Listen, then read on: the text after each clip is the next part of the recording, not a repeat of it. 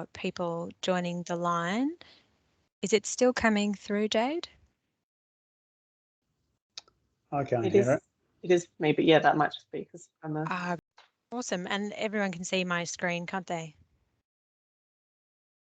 Yeah. Awesome. Okay. So welcome everyone. Thanks for coming along today to the first of our Lunch and Learn series for 2022. We'll be hosting these sessions on the last Thursday of every month, with the exception of April, which is, of course, our CitySwitch Awards event. So that's the 28th of April, if it's not in your diary already. If I haven't met you, I'm Emily. I'm the CitySwitch Program Manager at the City of Sydney, and the rest of the CitySwitch team is also on the line. So Phil from Perth, Ali from North Sydney, and Charlotte and Danny from Melbourne are here. So really warm welcome from all of us. And what I would love is if everyone could drop your name and where you're from into the chat as well, so we get a bit of a sense of who's joined us today. I will let you know that this session is being recorded as well.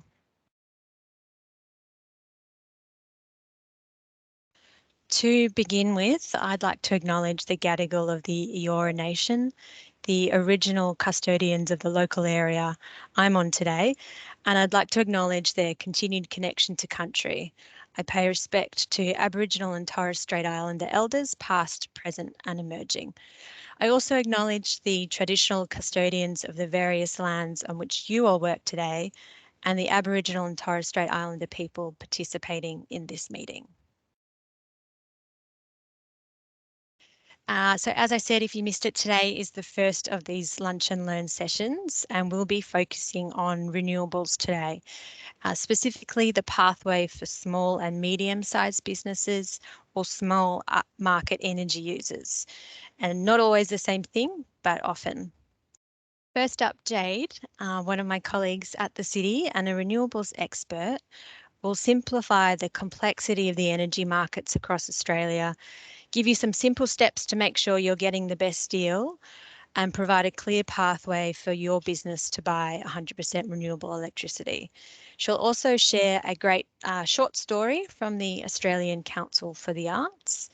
And following Jade, we'll hear from Michael. He's co-founder and director from the Total Green Recycling business in Perth, also a CitySwitch signatory. And he'll be talking about their pathway and motivations for switching to renewables. Towards the end of today's session, we'll point you in the direction of the follow-up resources and we'll take some questions. So I'd invite you to drop any questions during the presentations into the chat. I'll keep an eye on them and we'll come back to them in the Q&A section. And then in the final 10 minutes, we're going to have some fun with the breakout rooms. So you can meet a few faces, share your renewable experiences, and then just generally connect with others who are in the CitySwitch program. To give you some really quick context before I pass on to Jade, we're all here today because switching to renewable energy is one of the simplest and most impactful ways a businesses can act on climate change. And all businesses can act, whether you own the building or whether you're a tenant. It's also part of the commitment to CitySwitch to set a renewables target. And it was really great to see in our 2021 survey that 57 signatories indicated they're interested in on-site renewables or green power in the coming year. And 47 have set a target in their plan, strategies and policies. So fist pump to you guys. Now on to Jade, who is super passionate about simple solutions to complex problems, which is the energy market. To give you a bit of background, in her role at 5B, Jade helped invent a world-first solar farm that is now the preferred technology for the Sun Cable Export Project. Now she's the in-house expert in renewable initiatives at the City of Sydney, and she's working across the organisation to improve pathways to net zero, starting with renewables. So I'm going to pass on to Jade and we'll do the awkward stop sharing, start sharing. So over to you, Jade, to share your screen. Fabulous. Thanks so much, Emily, for that lovely introduction. Now, there we go. Fabulous. So, hi everyone. It's nice to see some familiar names in the audience. As Emily mentioned, my background is in energy, and it's a far too complex space, and I'm excited to hopefully make it simple for you today. I've tried to make it as clear as I can in today's talk, but just bear in mind it's complex. So if things don't make sense, drop a question in the chat. And also bear in mind that the resource we give you at the end is a more detailed version of the very short 15-minute talk that I'm giving you today. So why is it hard to switch to 100% renewables? Essentially, we're in the middle of a global energy transition. It's the most significant moment for energy since the Industrial Revolution. And as a result of new innovations and shifting policies, it can be really confusing to cut through the greenwashing and know what it actually means to be 100% renewable. Currently, GreenPower is the only option that allows businesses to actually make that claim. So it's often shortened to 100% renewable or 100% GreenPower. It means 100% renewable electricity. But there are other ways to get renewables. And I've put together this little pathway for you to illustrate all the different innovations that are coming about that allow your business to support and access renewables. And it's ranging from buying green power all the way up to 100% electrification of your building and switching to renewable gas. Now, organisations like Neighbours are catching up and evolving their certification to recognise all of these options, but that's really a while away from launching. And the reality is that most businesses aren't even on the podium. Maybe not for those in CitySwitch, but for the vast majority of businesses, achieving a bronze, buying green power is fantastic. And you know, if you've already achieved bronze and you're on your way to silver, I've got a couple of tips for you today as well. And as Emily mentioned, the tips today are most relevant for small, medium businesses, and including those in an embedded network. And we'll focus on embedded networks right at the end, but know that all of the steps are relevant for you, even if you feel like you don't have power to switch yourself. So let's get into it. Because I want to skip to the meaty part, I'll just assume that you know what GreenPower is. And for those of you who want to know more about the scheme, again, that'll be in the resource at the end.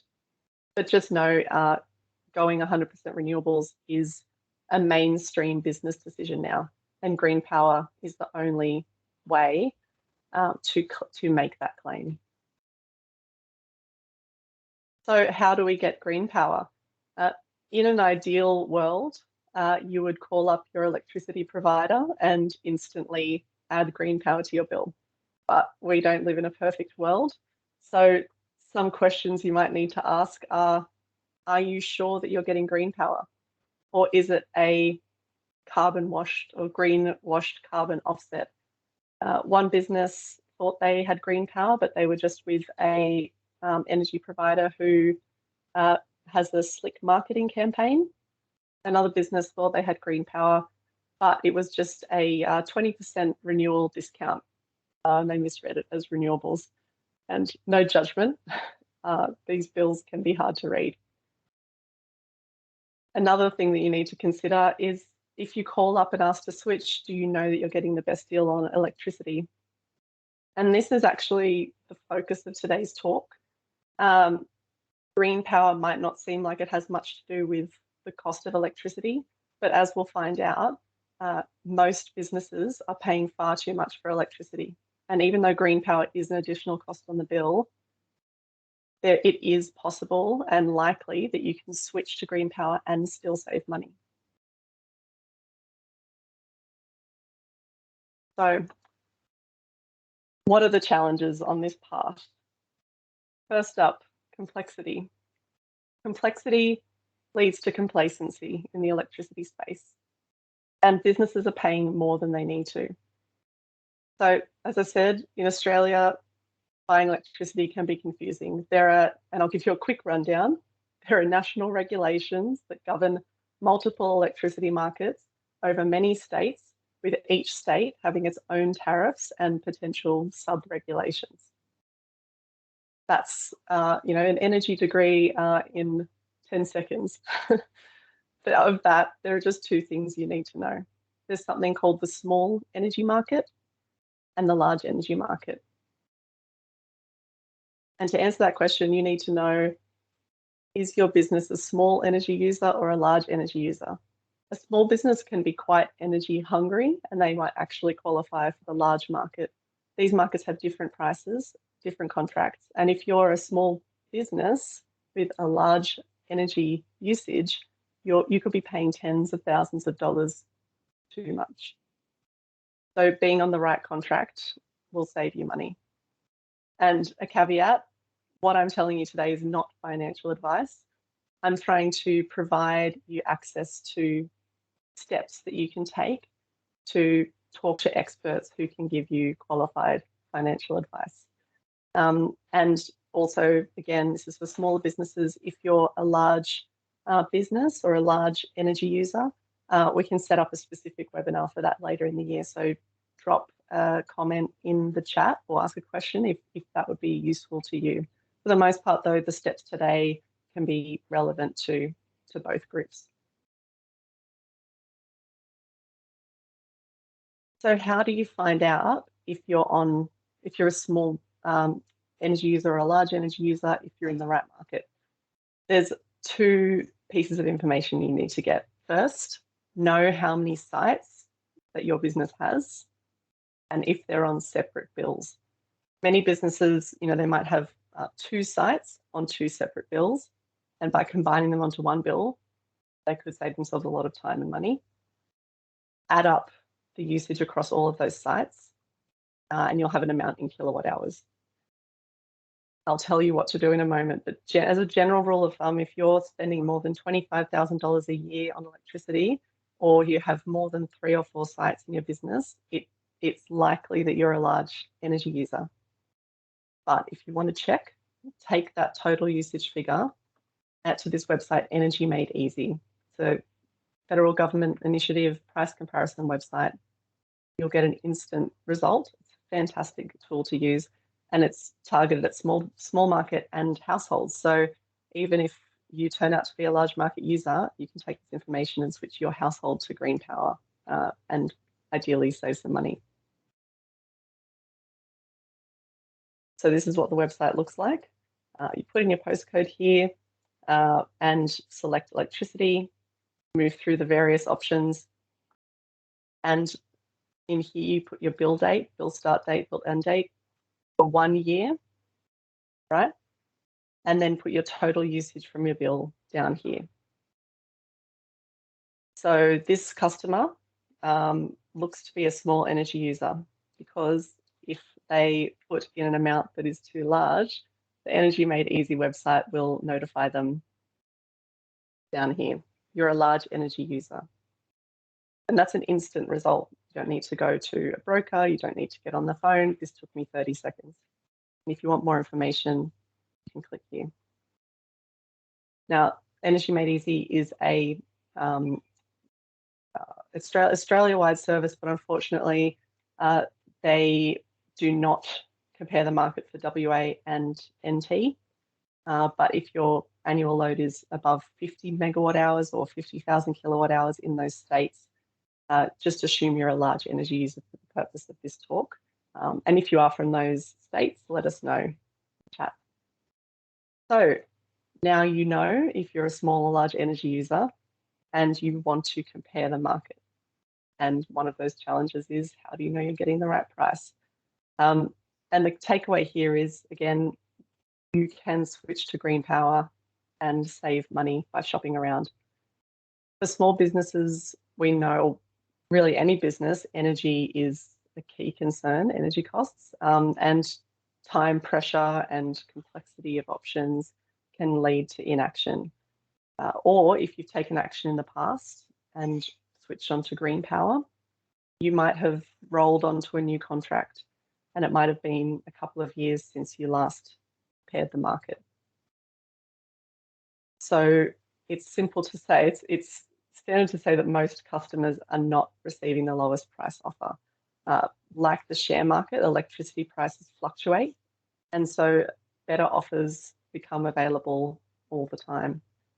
And according to a recent report that was published just last year from the Australian Energy Regulator, small energy users, so most of the businesses on this call, could stand to save over $2,000 by switching to the lowest market offer. Most customers are rolled onto a default offer without realising it. Default offer is the highest price electricity providers are allowed to charge you under the regulations.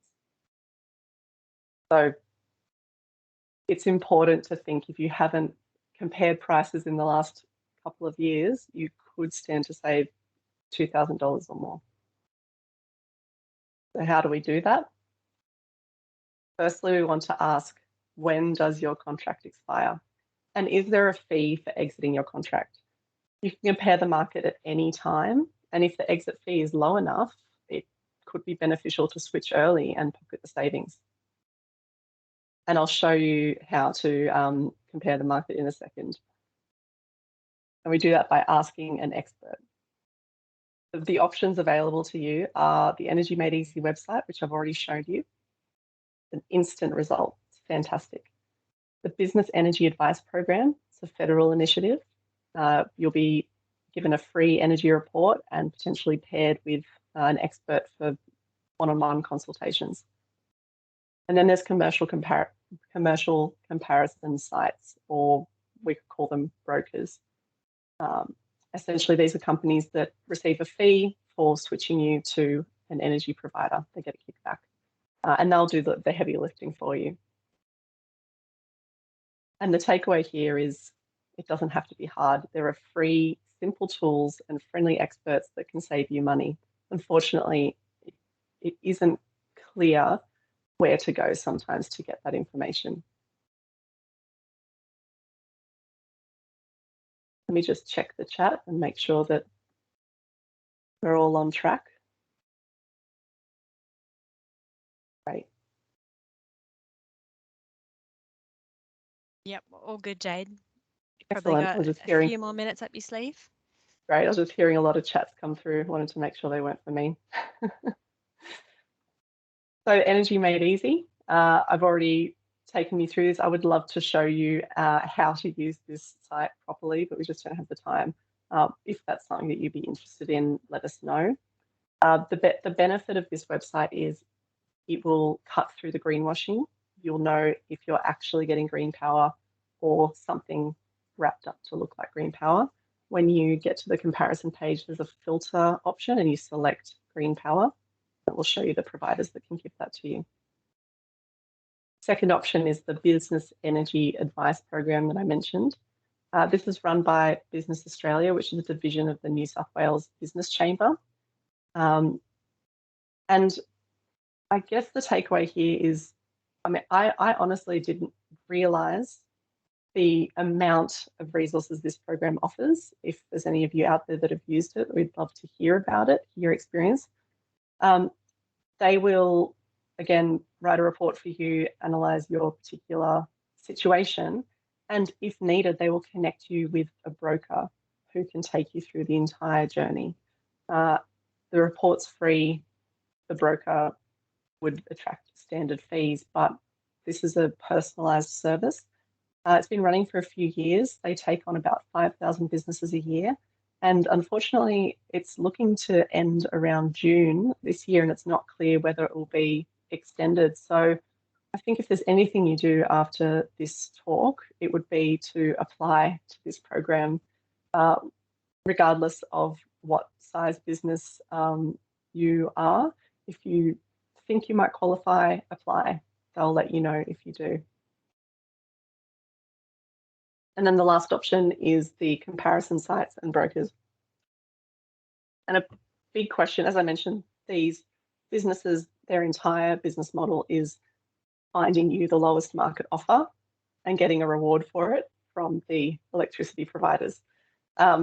the Australian Energy Regulator found that a typical saving for customers is around 5% when they use these services.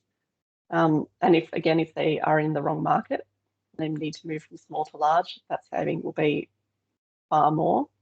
I guess the question is, how much does it cost? For small energy users, the free service, just type into Google energy comparison sites or electricity comparison sites. They'll do all the work for you. They'll even switch you, they'll add you onto GreenPower. It's a very simple option. If you're large market, it'll be a one-on-one personalized service, and it'll attract a small fee.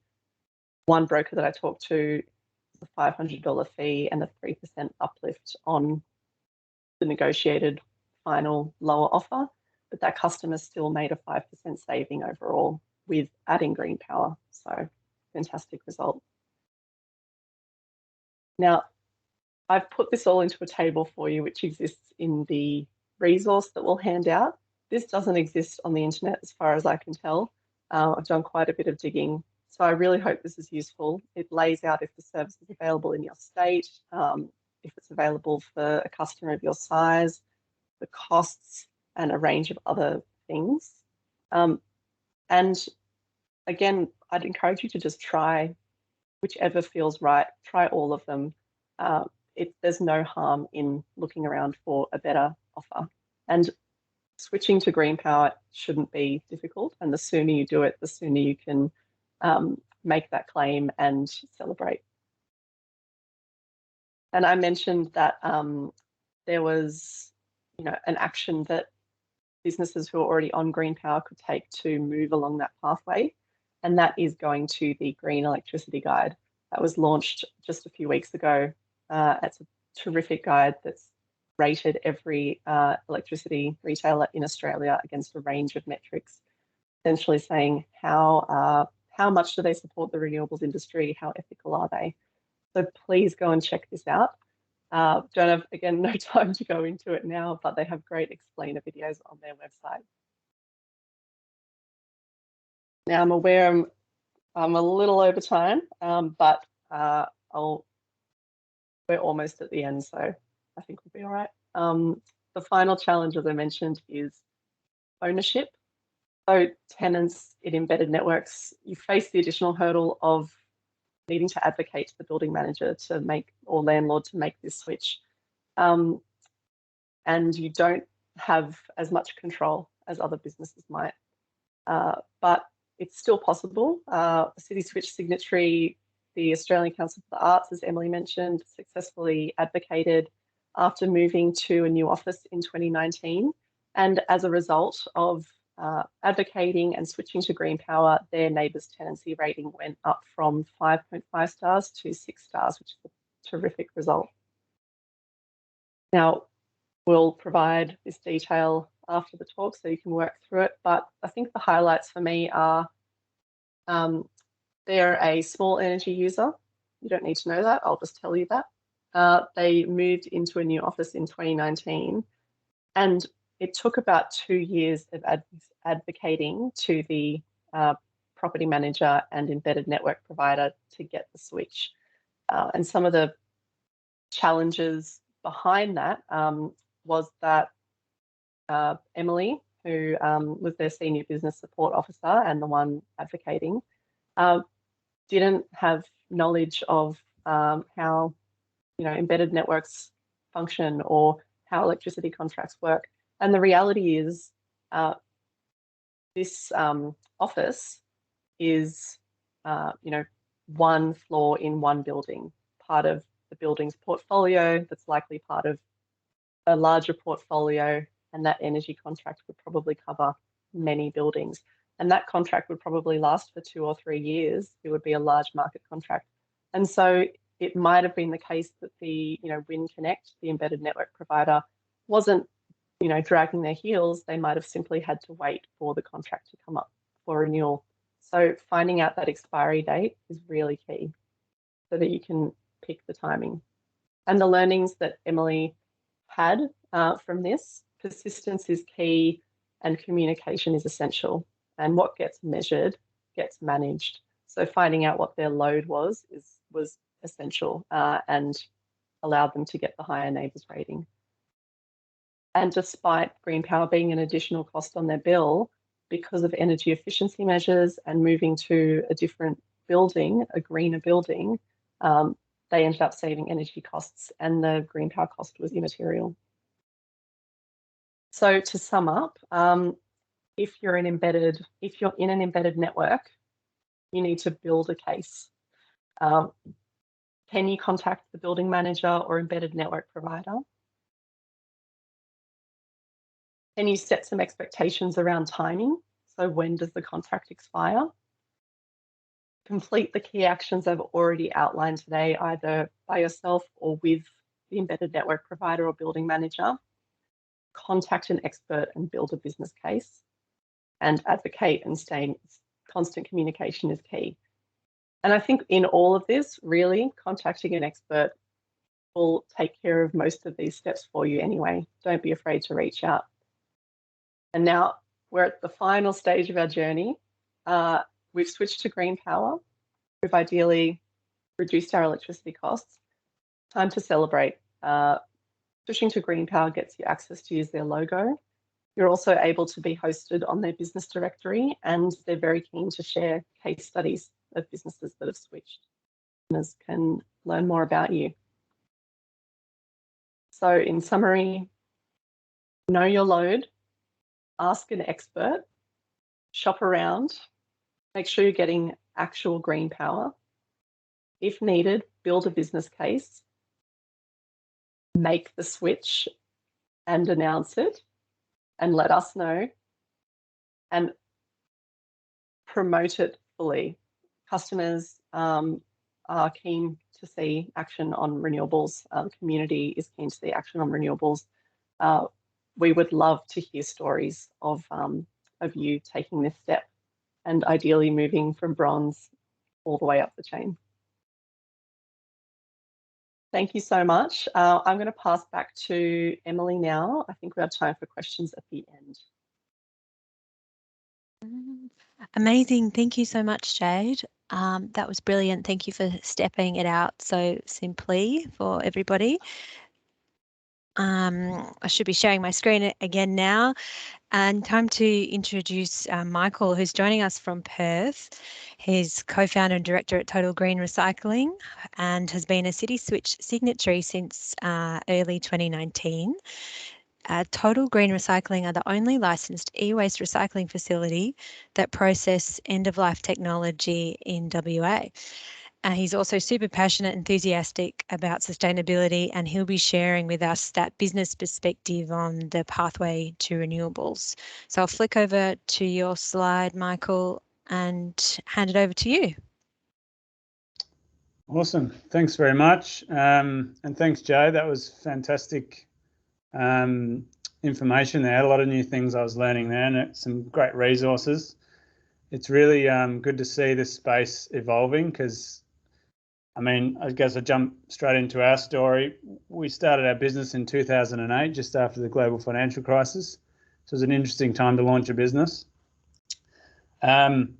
We grew quite rapidly, and so as a result, we ended up moving our business 10 times in 10 years, which posed quite an interesting challenge for us with regards to energy. But on the plus side, we've negotiated a lot of tenancy agreements as a result. And so for us, we always wanted to, obviously our name is Total Green Recycling, so we wanted to be renewable powered from the get-go. Putting solar on the roof directly was a challenge due to the need for us to keep moving our business as we were growing. And so early days, we just chose to buy green energy straight from Synergy when they had some GreenPower thing way back when. And then after a few years later, we basically got approached by this company, Clean Tech Energy, which was I guess an energy retailer, and they were selling 100% renewable energy. The cost was pretty comparable for us, so it wasn't really an economic decision. It was pretty much a no-brainer. They've since rebranded to the DeLorean Corporation, but for us, that was just such an easy thing to do, because we literally, when we sign a lease, we just go nominate, yep, we've got an energy provider, we just contact them and they basically take care of everything. Kind of when you move into a new house, if you're renting a house, you just choose your new energy provider. So for us, that part of the game was really easy. We do have the advantage of not being in the embedded network, so we're able to make that decision. So yeah, we've been enjoying green energy in our business. We probably don't promote it enough.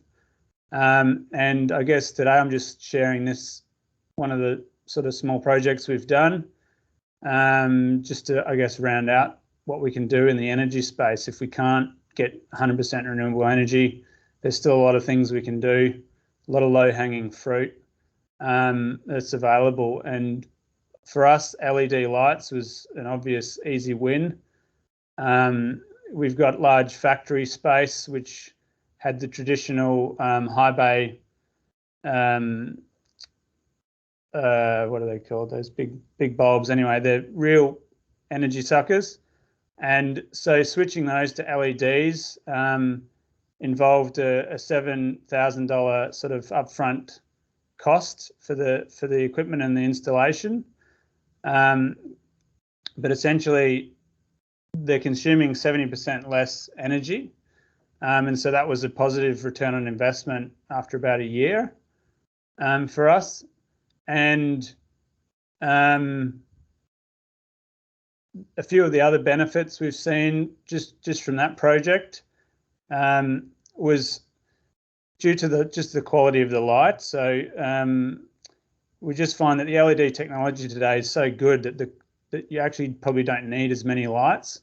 So you get a saving there.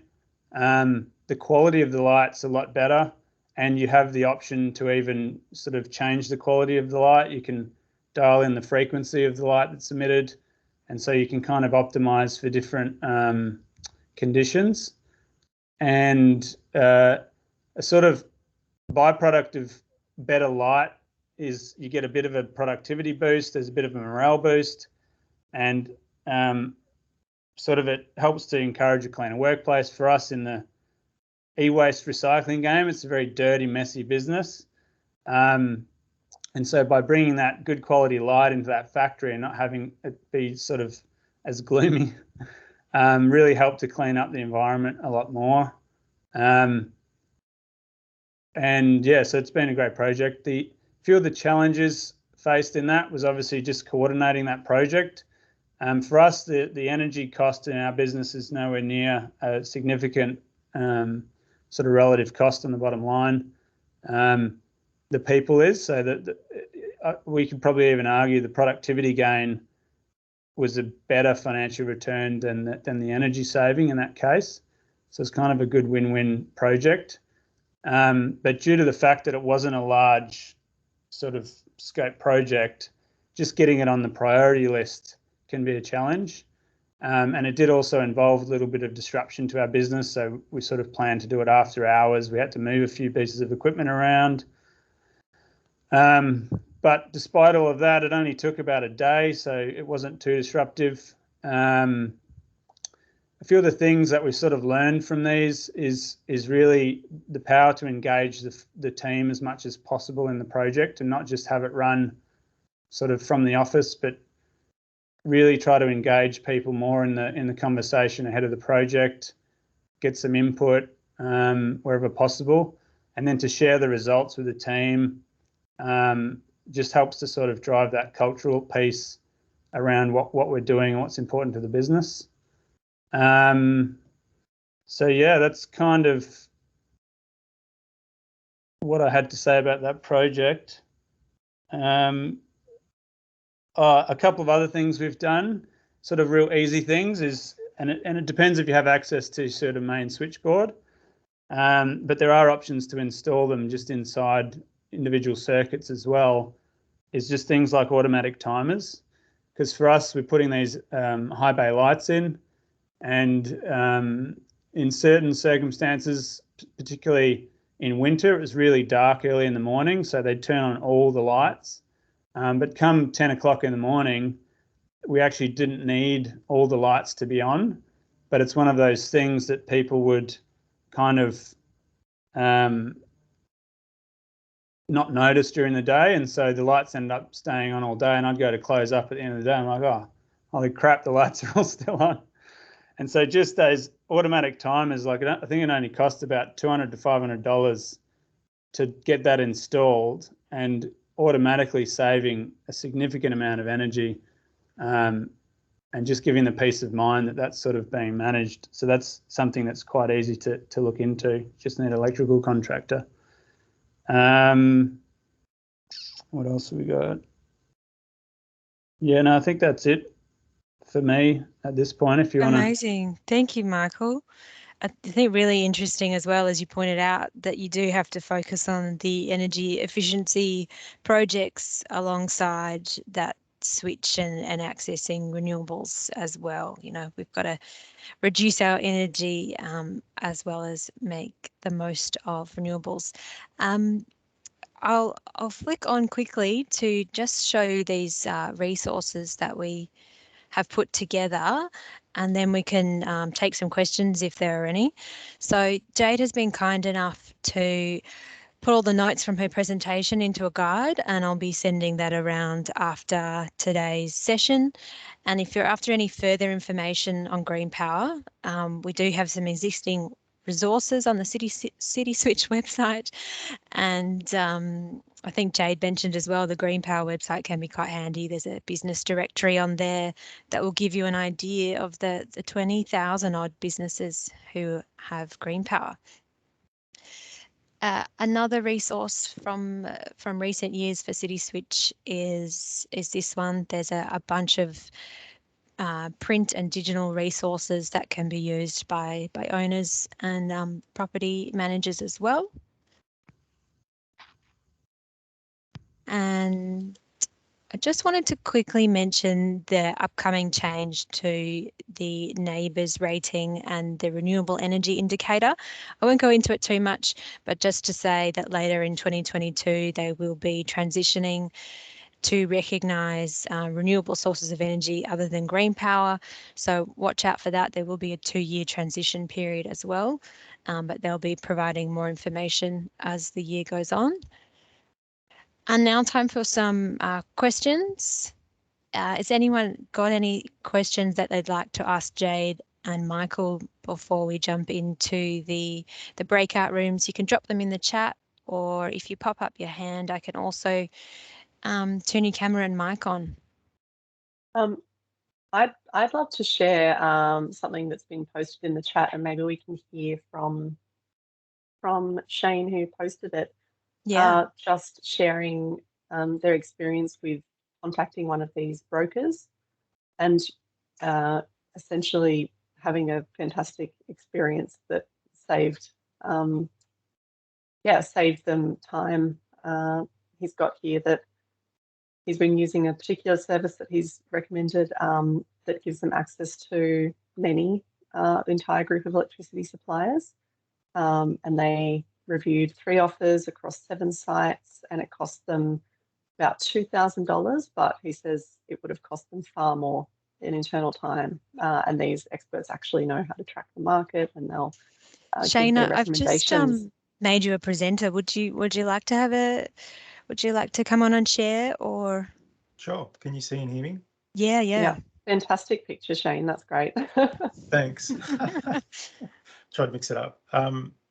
Supply clusters is actually a buying group, so they have one supply in each category that you get access to when you pay your $2,000 annual fee. So they do office stationery, PPE.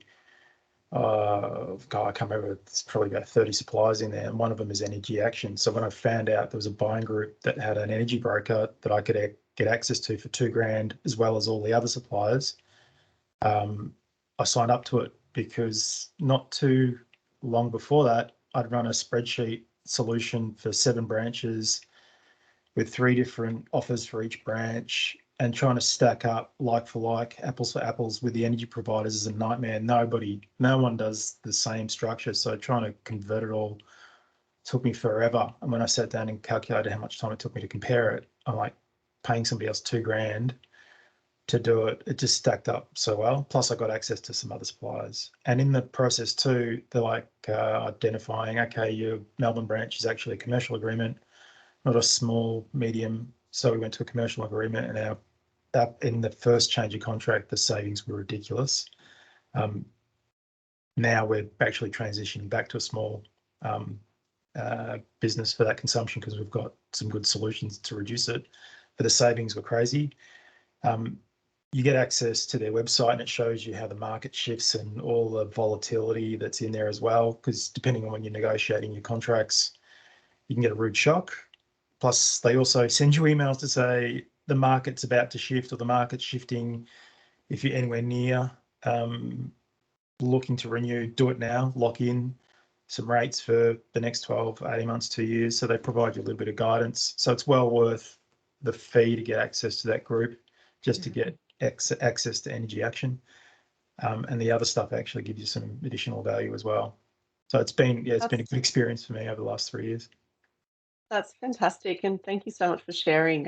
Just so that our audience knows, you know, as a local government organisation, we can't recommend commercial suppliers, but opportunities like this are, you know, fantastic to hear about, and you can chat about it more in the breakout rooms together.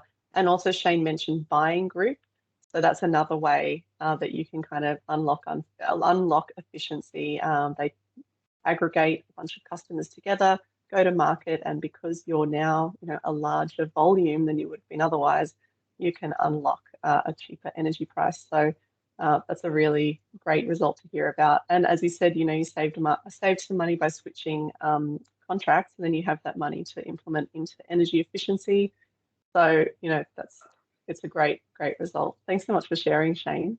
Thank you, Shane. I'm going to drop you back to an attendee, and what we'll do now is move into those breakout rooms. So we've got about 15 minutes left, so we'll maybe spend 10 minutes or so in these rooms that I've set up. There's about 5 to 6 people in each room, and we're just kind of posing 2 questions today to get the conversation going. So what's the one thing you learned today or found most interesting? And in a nutshell, is your business using 100% renewable power, or are you planning to? Or what's the kind of vibe that you're kind of willing to share today? And of course, introduce yourselves and where you're from, and a CitySwitch program manager should be in each of the breakout rooms as well. So